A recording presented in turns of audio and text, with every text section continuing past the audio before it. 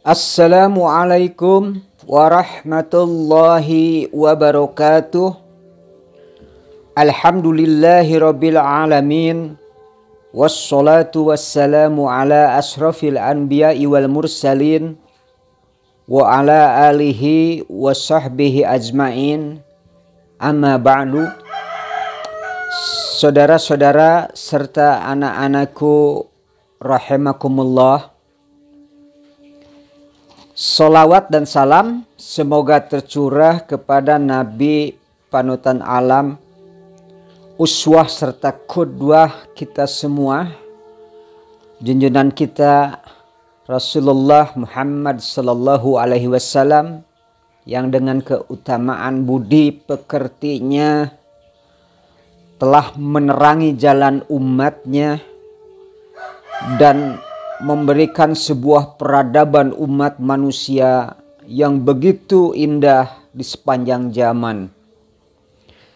Pada kesempatan ini akan dibahas sekitar puasa Arafah serta praktek sholat dan khutbah di masa pandemi corona, di mana pemerintah melarang atau menghimbau untuk melaksanakan sholat Id, sholat Idul Kurban dilaksanakan di rumah.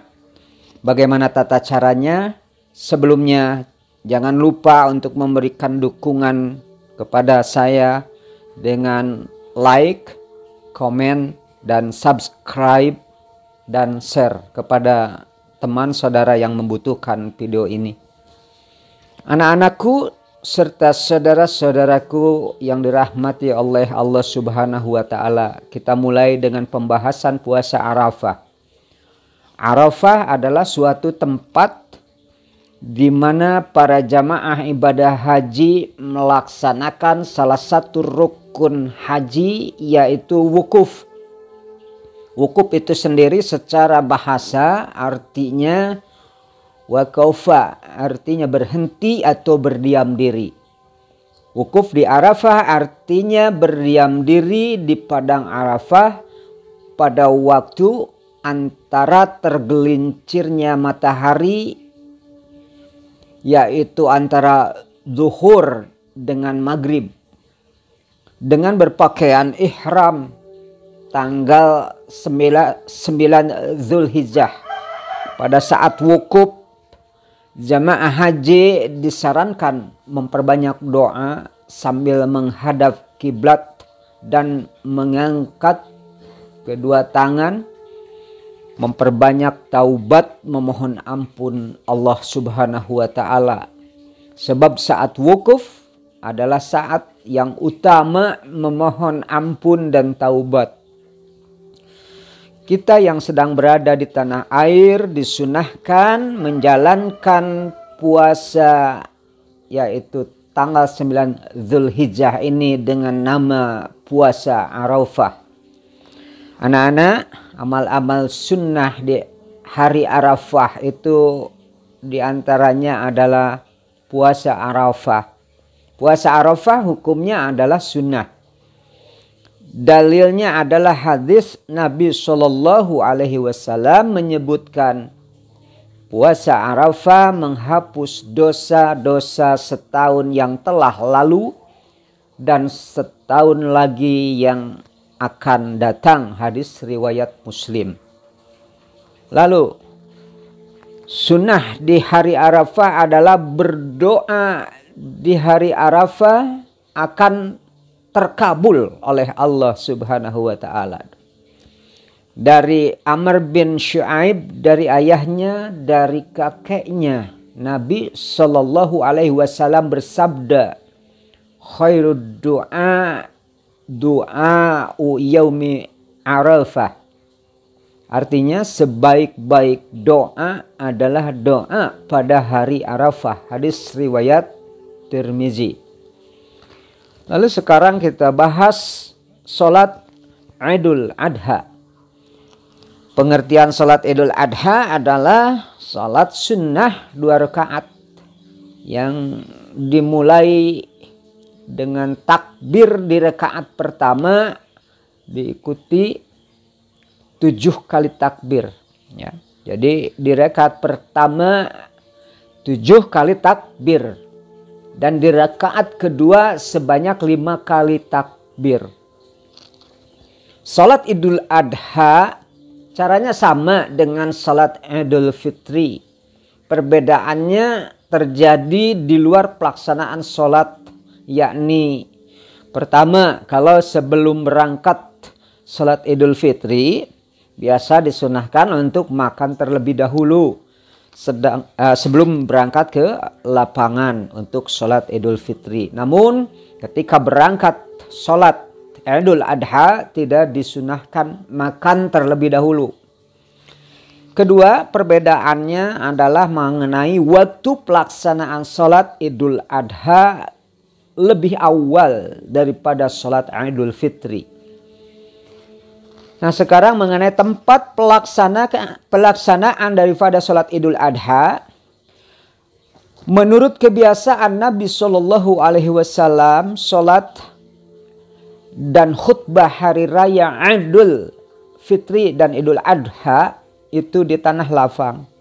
Namun tidak dilarang salat Idul Fitri dan Idul Adha di masjid ketika terjadi misalkan hujan atau ketika terjadi pandemi COVID-19 di mana seluruh umat Islam dihimbau untuk melaksanakan salat Idul Adha ini di rumah oleh pemerintah. Nah, sekarang mengenai waktu salat Idul Adha itu sendiri dikerjakan setiap tanggal 10 Zulhijjah. Waktunya menurut jumhur ulama ketika matahari setinggi tombak sampai zawal. Artinya matahari bergeser ke arah barat. Salat Idul Adha dilakukan sebelum khutbah Idul Adha. Jadi salat dulu lalu khutbah. Lalu sekarang tempat, ya, tempat salat Idul Adha kebiasaan Rasulullah Shallallahu Alaihi Wasallam melaksanakan di tanah lapang. Namun tadi dijelaskan dalam keadaan tertentu hujan boleh di masjid tentunya. Saat ini sesuai himbauan pemerintah kita dihimbau untuk melaksanakan salat Idul Adha di rumah bersama-sama berjamaah dengan anggota keluarga minimal 3 atau sampai 4 orang.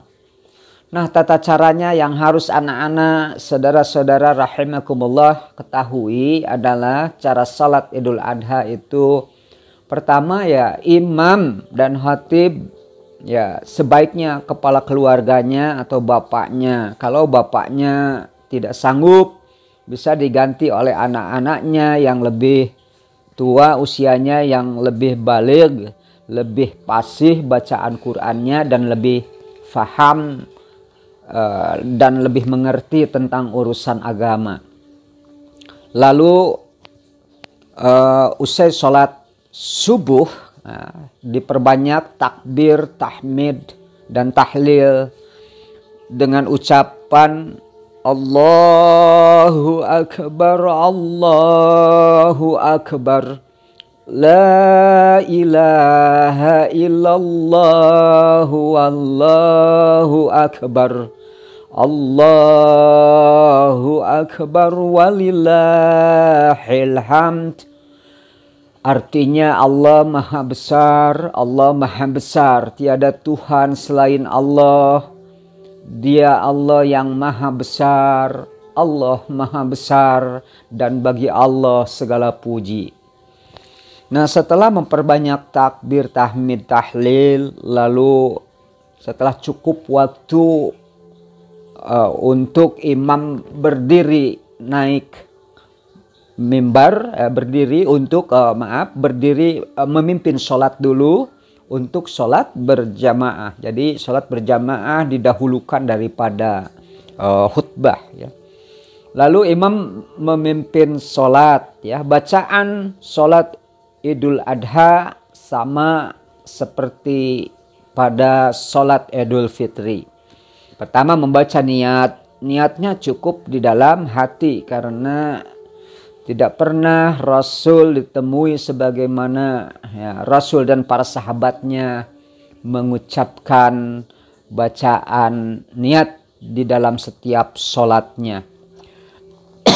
Namun bagi anak-anak pelajar yang biasa dituntut untuk bisa melafazkan niat, itu bacaan niatnya yang harus dihafal oleh anak-anak adalah usalli sunnatan, ya, usalli sunnatan idil adha raka'ataini makmuman atau imaman. Kalau selaku makmum maka diganti kalimat sebagai makmum, maka makmuman kalimatnya.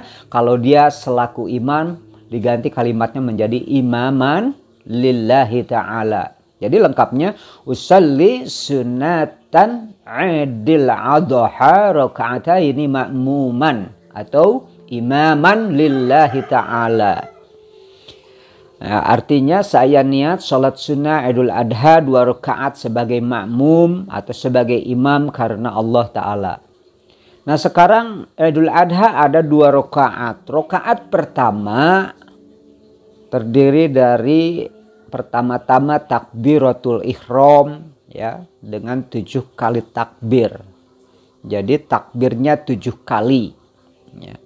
Setiap takbir membaca, ya, subhanallah walhamdulillah wala ilaha illallah wallahu akbar.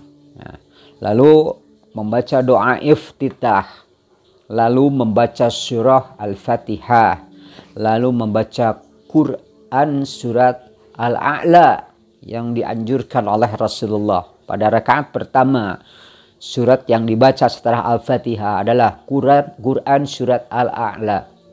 Lalu ruku dengan tumanina, sujud yang pertama dengan tumanina, sujud di antara lalu duduk di antara 2 sujud, lalu sujud lagi yang kedua, lalu berdiri di rakaat kedua. Nah sekarang rakaat keduanya juga sama, cuman takbirnya sebanyak 5 kali takbir, ya. Kemudian membaca surat Al-Fatihah, dan bacaan yang ditekankan dibaca pada rakaat kedua ini adalah Quran surat Al-Ghasyiyah, ya. Lalu setelah surat dibaca, ruku, i'tidal, sujud yang pertama, duduk di antara 2 sujud dan sujud yang kedua, lalu yang terakhir ditutup dengan duduk tasyahud akhir, lalu salam. Nah seperti itu garis besarnya, ya. Nah sekarang menyangkut khutbah Idul Adha. Idul Adha setelah selesai sholat 2 rakaat tadi, lalu imam berdiri untuk berkhutbah, ya. Nah contoh khutbahnya adalah Assalamualaikum warahmatullahi wabarakatuh. Alhamdulillahirabbil alamin wassalatu wassalamu ala asrafil anbiya'i wal mursalin wa ala alihi wa sahbihi ajmain, amma ba'du. Allahu akbar, Allahu akbar, la ilaha illallah, wallahu akbar, Allahu akbar, walillahil hamd. Hadirin rahimakumullah, dalam suasana gembira saat ini kita masih bisa merayakan salat Idul Adha, berkumpul di rumah ini dengan melantunkan takbir, tahmid dan tahlil sebagai ungkapan rasa syukur, berterima kasih kepada Allah Subhanahu wa taala dengan mengagungkan asma Allah, Tuhan yang Maha Pengasih dan Penyayang telah memberikan rahmat, hidayah, serta senantiasa melimpahkan ampunan kepada kita sekeluarga. Hari ini hari raya haji atau hari raya kurban yang penuh dengan keistimewaan, karena pada saat ini umat Islam dari seluruh penjuru dunia sedang merayakan hari raya kurban ini. Nah, ibadah yang penuh dengan kumandang takbir, tasbih silih berganti. Harusnya menjadi suatu penyemangat hidup bagi keluarga kita, di mana kenangan sejarah yang begitu penting, sejarah kurban antara hamba Allah Nabi Ibrahim alaihissalam ditugaskan oleh Allah pada saat itu untuk mengorbankan putranya yang sangat tercinta Ismail alaihissalam lewat sebuah mimpi yang benar dari Allah. Kita tidak bisa membayangkan seandainya orang tua yang begitu menyayangi anaknya, begitu bertahun-tahun hidup dengan anaknya yang sangat dia cintai. Bagaimana pula kita melukiskan kecintaan Nabi Ibrahim kepada anaknya sebagai tulang cahaya mata pelepas rindu. Tiba-tiba oleh Allah harus direnggut nyawanya oleh tangan ayahnya sendiri. Namun saudara-saudara hadirin rahimakumullah, Allah lebih besar cintanya daripada seorang bapak. Cinta terhadap anak, terhadap istri, terhadap harta benda sekalipun. Dan subhanallah, Allah itu memberikan rasa sayang kepada Nabi Ibrahim alaihissalam. Dan juga memberikan rasa cinta seorang anak kepada ayahnya. Terjadi sebuah dialog dalam bahasa yang sangat indah di dalam Al-Quran surat As-Saffat ayat 102 yang artinya, maka tatkala anak itu sampai pada umur yang sanggup berusaha bersama-sama Ibrahim, Ibrahim berkata, "Hei anakku, sesungguhnya aku melihat dalam mimpi bahwa aku menyembelihmu, maka fikirkanlah apa pendapatmu." Sebuah dialog yang sangat demokratis antara seorang ayah dengan anaknya. Dia bertanya dulu, bagaimana pendapatmu jika dalam mimpi itu Allah supaya menyembelih dengan tangan bapakmu ini kamu, hei Ismail, seperti itu. Lalu Ismail tidak dapat dibayangkan memberikan jawaban yang indah kepada bapaknya. "Hei bapakku, kerjakanlah apa yang diperintahkan kepadamu. Insya Allah kamu akan mendapatiku orang-orang yang sabar." Dalam suasana haru di saat-saat yang sangat menegangkan, detik-detik yang mendebarkan, Ismail sudah dibaringkan, hendak dilakukan prosesi penyembelihan. Subhanallah, Allah membukakan sebuah jalan takdir kepada Ibrahim dan Ismail putranya. Bukan Ismail yang disembelih pada saat itu, karena tiba-tiba Allah menggantikan dengan seekor kibas besar yang dibawa oleh malaikat Jibril. Hadirin, anak-anakku, istri-istriku, saudara-saudara yang hadir dalam kesempatan ini, rahimakumullah, inilah dasar sejarah disyariatkannya kurban sehingga muncul istilah hari raya Idul Kurban atau Idul Adha. Berkurban itu adalah suatu ritual yang begitu agung, sebuah prosesi akidah tauhid yang begitu tinggi, tradisi Ibrahim yang turun-temurun sampai umatnya, umat Muhammad Rasulullah Shallallahu Alaihi Wasallam sampai kepada kita. Berkurban harus mampu menggugah perasaan pelakunya, menghayati apa yang tersirat dari pelaksanaan ritual tersebut. Jamaah salat Idul Adha yang dimuliakan Allah, rasa suka cinta dialami oleh keluarga Nabi Ibrahim itu semata-mata dilandasi nilai kehidupan mereka yang penuh dengan tebaran tauhid, yang penuh dengan siraman ruhaniyah Allah Subhanahu wa taala. Anak, istri, pangkat, jabatan, semua datang dari Allah, pasti akan kembali kepada Allah. Oleh sebab itu, bagaimanapun Model perintah Allah harus dilaksanakan, mau yang sulit, mau yang mudah. Tapi Allah tidak pernah menurunkan ibadah dalam bentuk kesulitan, dalam bentuk yang susah, yang tidak bisa terjangkau oleh kemampuan manusia. Sikap seperti inilah yang harus menempel pada sikap seorang pemimpin keluarga, pemimpin masyarakat, imam, pemimpin negara. Suri tauladan dan idola buat semua umat. Hadirin kaum muslimin rahimakumullah. Demikian, Rabbana atina fid dunya hasanah wa fil akhirati hasanah wa qina azabannar. Subhanaka rabbika rabbil izzati amma yasifun, wassalamun ala mursalin walhamdulillahi rabbil alamin. Wassalamu alaikum warahmatullahi wabarakatuh.